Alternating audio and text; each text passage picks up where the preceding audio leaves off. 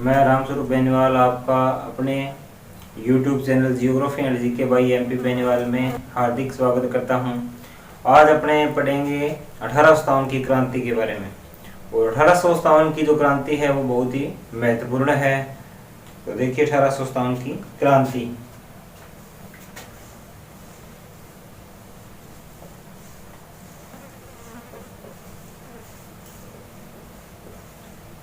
तो 1857 की क्रांति है, उसकी अपने पहले बात करेंगे कारणों की।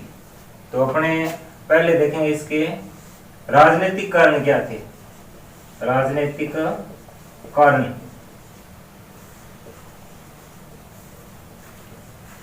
कई कारण इसके रहे। पहला कारण हो गया इसका राजनीतिक कारण। राजनीतिक कारण में इसके एक नीति थी सहायक संधि की नीति। सहायक संधि की नीति जो कि किसके द्वारा ये नीति अपनाई गई थी? लॉर्ड वेलेस्ली के द्वारा। लॉर्ड वेलेस्ली के द्वारा ये नीति अपनाई गई थी। तो इस नीति सहायक संधि की नीति की बात करें तो इस नीति के तहत क्या था? जो ईस्ट इंडिया कंपनी थी, सहायक संधि की नीति में लॉर्ड वेलेस्ली के द्वारा क्यों अपनाई? तो कंपनी की शक्ति की बात करें तो शक्ति और साधनों में वृद्धि करने के लिए ये नीति अपनाई गई थी। शक्ति और साधनों में वृद्धि की एक नीति थी, सहायक संधि की जो नीति थी। तो इसमें सबसे पहले बात करें तो हैदराबाद,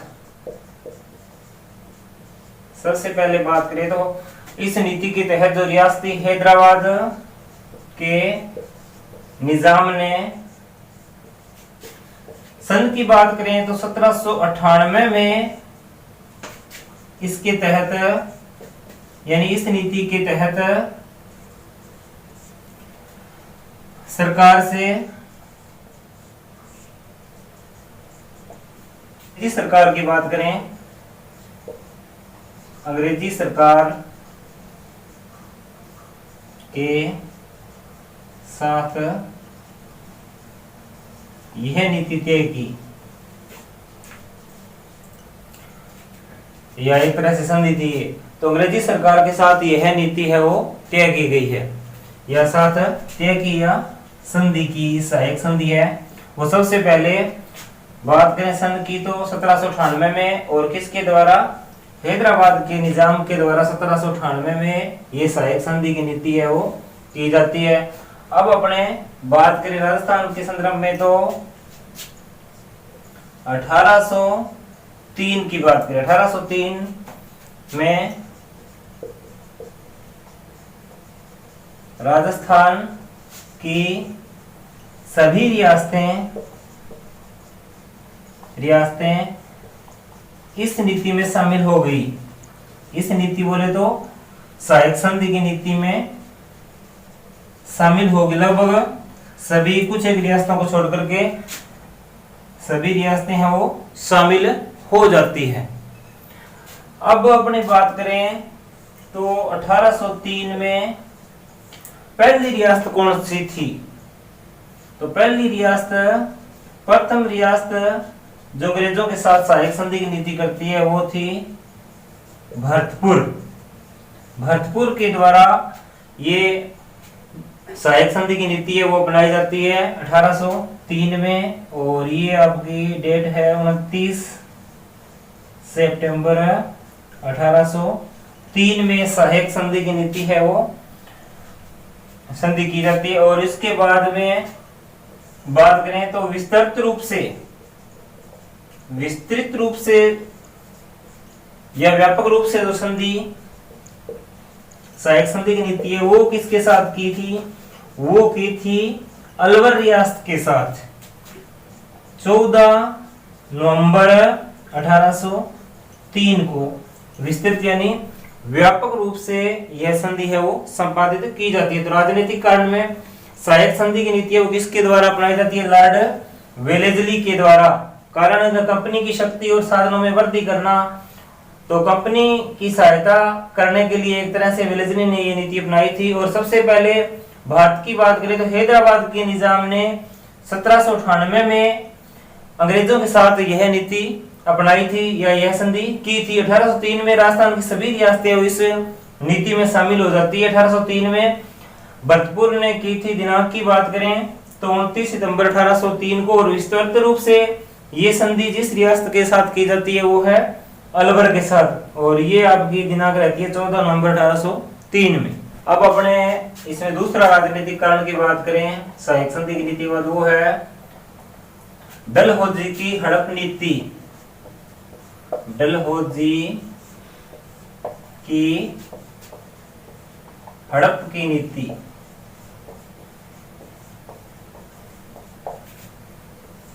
तो ये नीति है वो डलहौजी यानी लॉर्ड डलहौजी के द्वारा अपनाई जाती है। लॉर्ड डलहौजी के द्वारा अपनाई जाती है। इसमें क्या होता है कि डलहौजी के गवर्नर जनरल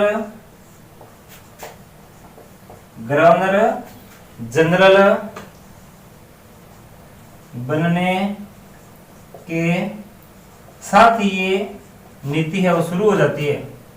साथ ही हड़प की नीति है वो शुरू हो जाती है।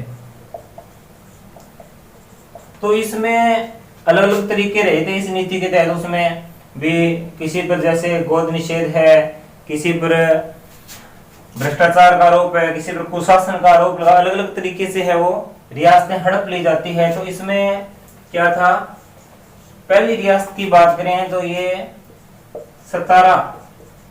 सतारा नामक रियासत को सबसे पहले हड़प लिया जाता है। सतारा है महाराष्ट्र में है, सतारा नामक रियासत है वो, तो इसको हड़प लिया जाता है। और सतारा की बात करें तो इसमें जो सन है वो आपका रहता है 1848 में। 1848 में सतारा नामक रियासत को सबसे पहले अंग्रेजों द्वारा हड़प लिया जाता है। और इसी के साथ ये इसकी बात करें तो ये भी 1848 में गवर्नर जनरल है वो डलहौजी बनता है। तो इसके बाद में सतारा के बाद अन्य रियासतों की बात करें, अन्य रियासतें तो वो देखिए जेतपुर, समलपुर, उदयपुर और फिर उसके बाद झांसी व लास्ट में नागपुर पर भी इस नीति के तहत अधिकार कर लिया जाता है। इसके बाद में क्या होता है 1856 में अवध को भी ब्रिटिश शासन का अंग घोषित कर दिया जाता है। ब्रिटिश शासन का अंग घोषित कर दिया जाता है। 1856 में अवध को भी ब्रिटिश शासन का अंग घोषित कर दिया जाता है। उसके बाद अपनी बात करें तो वाजिद अली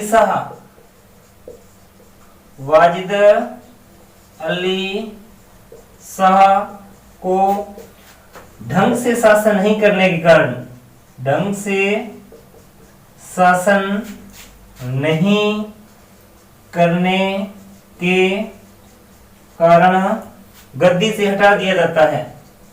गद्दी से हटा दिया जाता है। तो ये गद्दी ढंग से शासन का तो एक बहाना था। ये बात क्या है, अंग्रेजों ने लोगों से कही थी, ये असल में ये बात नहीं थी। अंग्रेजों से लोगों ने कही थी लेकिन उनको तो शासन से हटाने का एक बहाना चाहिए था। तब क्या था, सभी देसी राजाओं ने इस व्यापक जो नीति थी, ये इसको विलय नीति भी कह सकते हैं, इसका विरोध किया था। और राजाओं में क्या है, विद्रोह की भावना जग गई थी इस नीति के प्रति।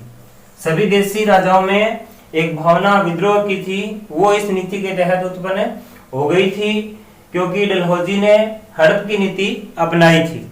नेक्स्ट कारण की बात करें, दूसरा, पहला हो गया अपना राजनीतिक कारण 1857 की क्रांति में। अब अपने बात करेंगे कि आर्थिक कारण क्या था 1857 की क्रांति का आर्थिक कारण। आर्थिक कारण की बात करें तो पहला जो इसका कारण था वो क्या था कि इसमें शोषण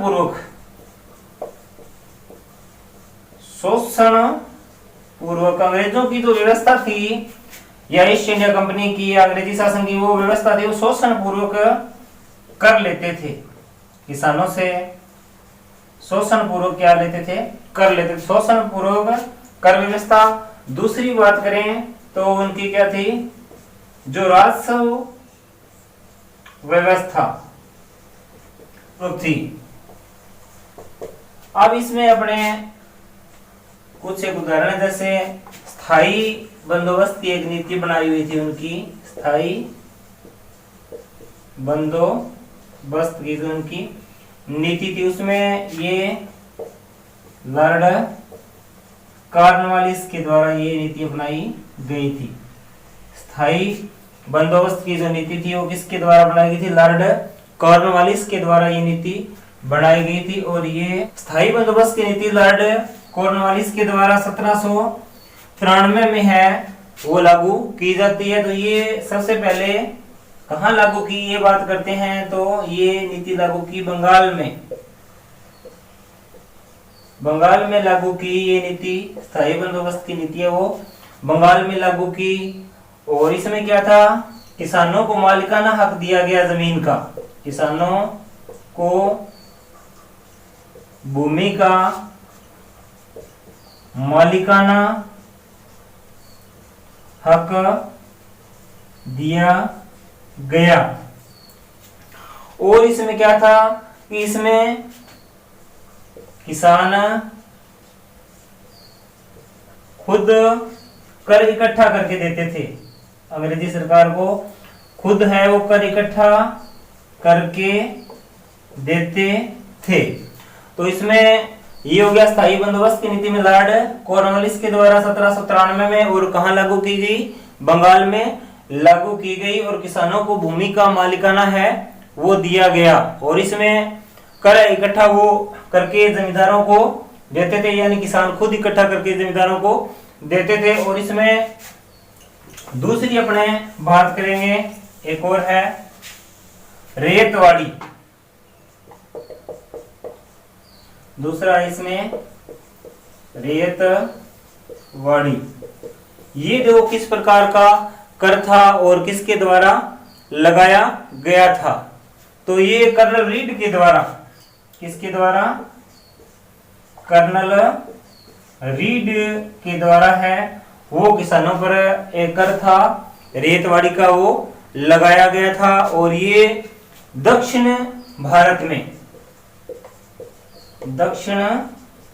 भारत में सबसे पहले ये रेतवाड़ी की नीति है वो कर्नल रीड के द्वारा वो अपनाई गई थी। तो इसमें क्या था, सभी किसान है वो कर देते थे, किसान कर देते थे। दूसरा इसी में तीसरा महालवाड़ी, ये नीति है वो। महालवाड़ी की बात करें तो ये लॉर्ड मैकेंजी के द्वारा इस नीति की शुरुआत की गई थी। और इसमें जो कर की बात करें, कर है वो महाल का मुखिया देता था, महाल का मुखिया है वो कर देता था। और रेतवाड़ी कर में बात करें तो ये 1792 में कर्नल रीड के द्वारा दक्षिण भारत में, और कर वो सीधा किसानों से लिया जाता था। महलवाड़ी में न कि कर किसानों से लिया जाता था, बल्कि महल के मुखिया के द्वारा कर दिया जाता था। और ये नीति है वो लॉर्ड मैकेंजी के द्वारा अपनाई गई थी। और आर्थिक कारणों में शोषण पूर्वक कर व्यवस्था थी अंग्रेजों की, और राष्ट्र व्यवस्था थी वो भी कंपनी की क्या थी, सही नहीं थी। और एक इसमें अपने पड़ा था स्थायी बंदोबस्त, जो कि लॉर्ड कॉर्नवालिस के द्वारा संपादित की गई। अब अपने तीसरे कारण की बात करें। तीसरे कारण, तीसरे में देखिए सामाजिक व धार्मिक कारण। 1857 की क्रांति का सामाजिक व धार्मिक कारण। तो सामाजिक और धार्मिक कारण में पहली बात क्या है कि अंग्रेजों की रंग भेद की नीति, रंग भेद की नीति। दूसरी बात कि उच्च पदों पर अंग्रेजों की नियुक्ति, भेदभाव करते थे।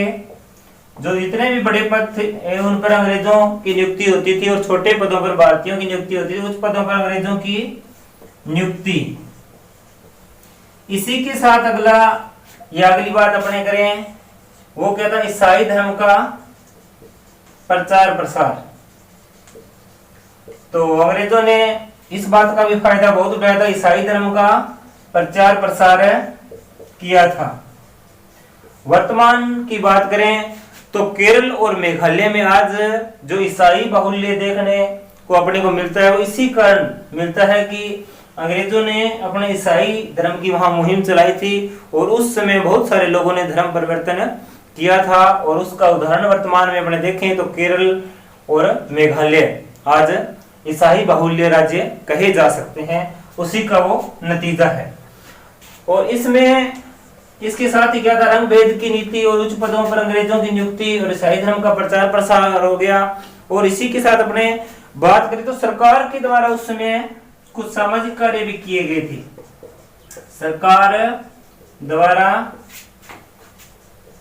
चलाए गए सामाजिक कार्य। तो सामाजिक कार्यों की बात करें कर ले तो सरकार द्वारा चलाए गए सामाजिक कार्य या सुधार, इनकी बात करें तो उस समय सरकार ने कुछ सामाजिक सुधार या सामाजिक कार्य चलाए थे। तो अपने बात करते हैं सती प्रथा की। सती प्रथा में क्या था कि राजा राम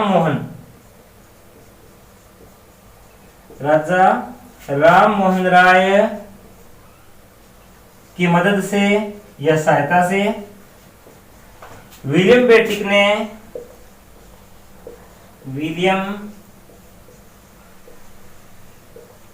ने रोक लगाई।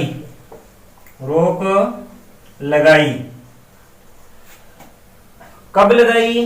तो 1829 ईस्वी में सती प्रथा पर भारत में राजा राम मोहन राय की सहायता से विलियम बेटिक ने रोक लगाई थी।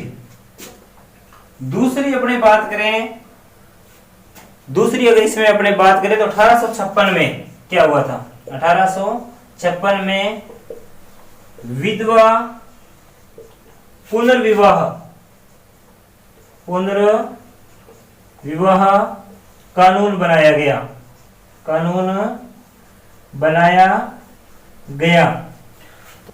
1850 में धार्मिक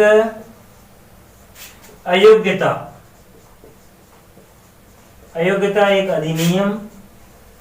अधिनियम लाया गया, जिसमें क्या था कि ईसाई उत्तराधिकारी नियम उसको कह सकते हैं, ईसाई उत्तराधिकार अधिनियम भी उसको कह सकते हैं।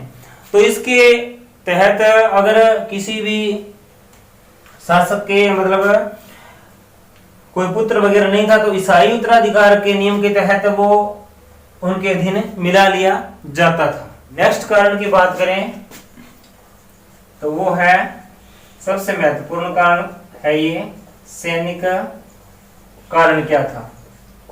सैनिक कारण कई जगह तत्कालिक कारण भी आ जाता है।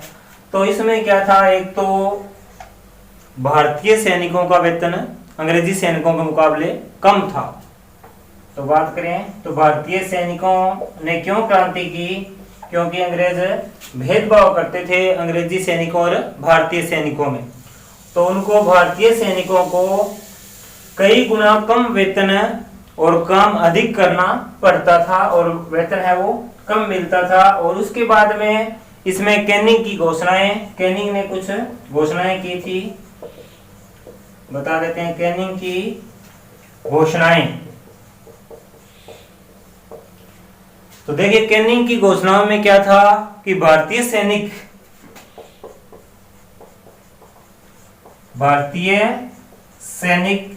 इंडियन सोल्जर है वो क्या करेंगे, विदेश यात्रा के समय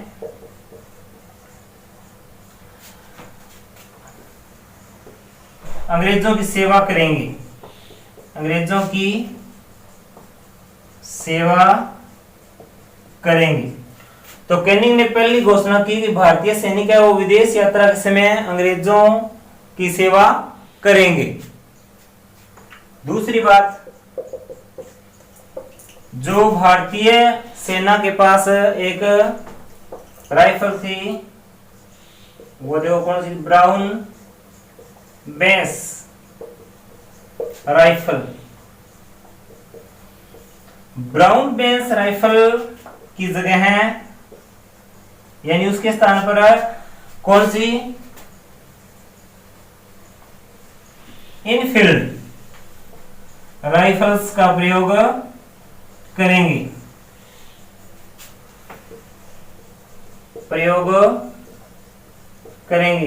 अब इस इनफील्ड राइफल्स में क्या था, इसमें चर्बी का प्रयोग होता था, चर्बी का प्रयोग होता था और इसमें गाय और सूअर की वो चर्बी लगी रहती थी, जिसके कारण गाय थी वो हिंदुओं के लिए आराध्य है और सूअर है वो मुसलमानों के लिए निषेध है।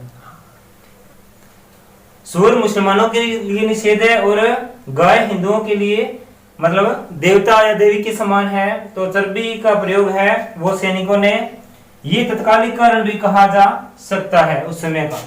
अब अपने बात करेंगे कुछ एक अन्य कारण है, अन्य कारणों की बात करें,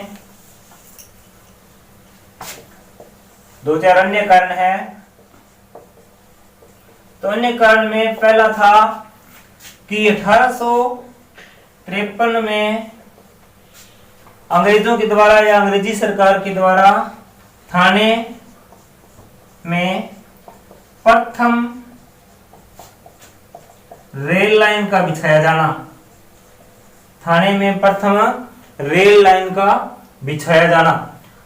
तो अंग्रेजों ने 1853 में थाने में पहली रेल लाइन बिछाई, लेकिन भारतीयों ने इसका एक अलग ही अर्थ समझा कि ये अंग्रेज है वो लूट तो वैसे ही रहे थे भारतीयों को, तो उन्होंने सोचा कि ये अब रेल लाइन बिछा करके पूरी तरह से भारत को लूट लेंगे। तो ये भी एक क्रांति के अन्य कारणों में से रहा था। दूसरा इसमें एक एक्ट था पोस्ट ऑफिस एक्ट, जिसको बोलते हैं पोस्ट ऑफिस एक्ट।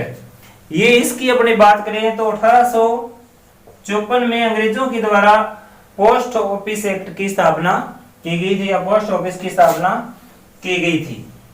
नेक्स्ट अपने इसमें अगर बात करें तो ये आता है आपका डाक विभाग की स्थापना में। डाक विभाग की स्थापना किसके द्वारा की गई थी, तो अंग्रेजों के द्वारा। 53 में रेल लाइन और 54 में पोस्ट ऑफिस। अब अपने अगली इसमें बात करते हैं वो है कि स्कूल थे जितने भी हिंदी माध्यम के थे भारत में, तो अंग्रेजों ने क्या किया कि अंग्रेजी माध्यम स्कूल खोलने शुरू कर दी। ईसाई धर्म के प्रचार के साथ साथ क्या किया, अंग्रेजी माध्यम के स्कूलों की स्थापना कर दी अंग्रेजों ने। स्कूलों की स्थापना है वो अंग्रेजों के द्वारा की गई, जिसके द्वारा क्या हुआ कि अंग्रेजी शिक्षा का प्रचार प्रसार है वो बढ़ गया था। इसके बाद क्या था, एक और व्यवस्था लेकर आए अंग्रेज, तार व्यवस्था। तार व्यवस्था की स्थापना की।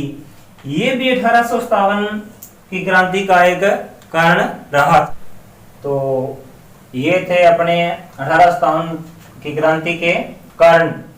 तो इस क्रांति में यही था भी, ये इतने सारे कारण रहे थे। तो इस 1857 की क्रांति को भारत का प्रथम स्वतंत्रता संग्राम भी कई इतिहासकारों के द्वारा कहा गया। सभी भारतीयों ने मतलब मुकाबला किया था, और कुछ एक शासक थे जो अपनी गुलाम मानसिकता के कारण क्रांतिकारियों का सहयोग नहीं कर पाए थे, और वो अंग्रेजों के गुलाम रहे थे।